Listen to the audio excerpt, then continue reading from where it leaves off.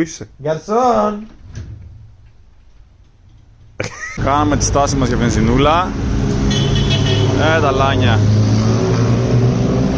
Από εκεί καιρός χαρά Θεού. Από εκεί όχι της χαρά Θεού.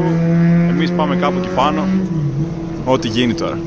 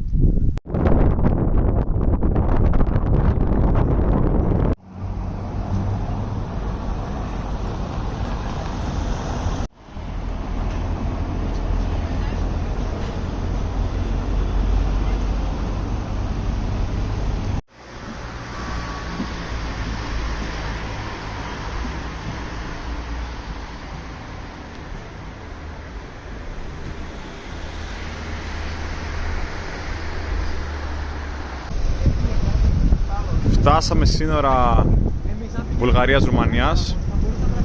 Κάναμε μια φοβερή παράκαψη μέσα στο κέντρο και γλιτώσαμε πάρα πολύ κίνηση. Περάσαμε τα δίδα της γέφυρας, τα οποία είναι δωρεάν για τις μηχανές, οπότε περάσαμε και όλη αυτή την κίνηση από το πλάι μας και μπήκαμε κατευθείαν εδώ. Και είμαστε έτοιμοι για να ανεβούμε τη γέφυρα.